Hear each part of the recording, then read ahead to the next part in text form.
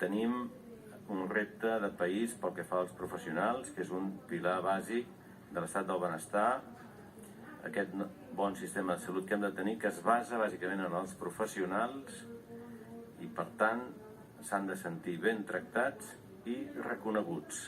Aquesta és una premissa que ens ocuparà tota aquesta compareixença.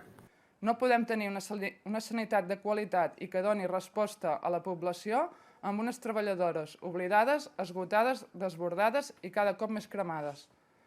Pensem que la situació ha arribat a un límit insostenible que cal revertir de forma urgent i és per aquest motiu que els sindicats sotasignants realitzem aquest manifest de forma conjunta per tal de reclamar el compliment dels compromisos del Parlament de Catalunya. Actualment, la manca de professionals repercuteix en una sobrecàrrega del sistema que es troba al límit i que es manté gràcies al sobreesforç en forma d'hores extres i guàrdies. Després de donar el plaç de 3 mesos i no haver obtingut cap resposta per part de l'Administració de la Generalitat de Catalunya, hem decidit iniciar accions el proper 1 de desembre convocant a totes les treballadores i treballadors de la sanitat pública catalana a no fer hores extres ni doblar torns entre els dies 1 i 7 de cada mes de forma indefinida. I, a més, iniciarem les accions de visualització i pressió que creiem necessàries per tal que aquesta moció s'apliqui.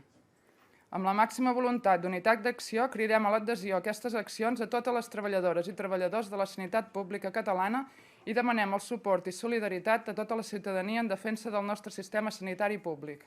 Sabem la repercussió que això pot tenir al sistema, però entenem que en algun moment hem de dir prou. Tenim el dret a mobilització segrestat. Una vaga a sanitat és pràcticament impossible perquè prestem una atenció tan bàsica que no podem deixar de fer-la. Sabem que les hores extres poden tenir repercussió en l'assistència, però creiem que s'ha de dir prou, que en algun moment això s'ha d'acabar i més quan hi ha compromís polític perquè això s'acabi.